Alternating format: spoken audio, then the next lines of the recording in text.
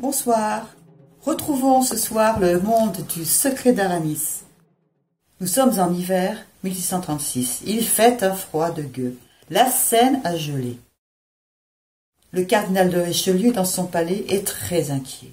Car si les combats ont cessé avec l'hiver, ils vont reprendre et il n'est pas du tout sûr de pouvoir faire face à l'offensive prochaine des Espagnols. Je vous lis un extrait. Un froid polaire s'était peu à peu abattu sur le pays et depuis quelques jours, les Parisiens pouvaient s'aventurer à traverser la Seine à pied en glissant tant bien que mal sur l'épaisse couche de glace qui vitrifiait le fleuve.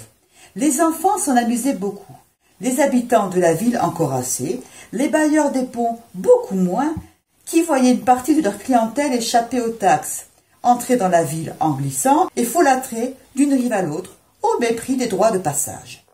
Cette chape de glace avait arrêté net tous les combats en Europe, et les dernières troupes du roi rentraient soigner en ville leurs blessures et leurs engelures. Pour autant, l'activité belliqueuse ne s'arrêtait pas.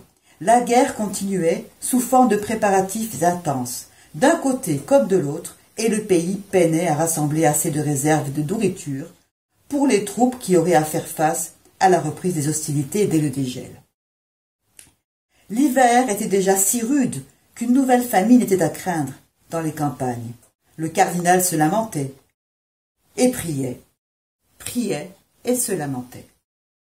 Une mélancolie grandissante s'emparait de son âme tourmentée. La diplomatie avait montré ses limites et le roi faisait preuve de tant d'optimisme quant aux suites du conflit qu'il n'osait plus démentir et se mordait les lèvres jusqu'au sang.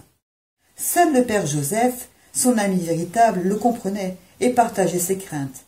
En vérité, il n'était même pas sûr de contenir la prochaine offensive des Espagnols et de leurs alliés, et malgré tout le zèle déployé par ses espions, il n'arrivait pas à prévoir le lieu de leur prochaine offensive. Il ne croyait pourtant pas que l'ennemi osât s'en prendre au cœur de la France. Pas encore.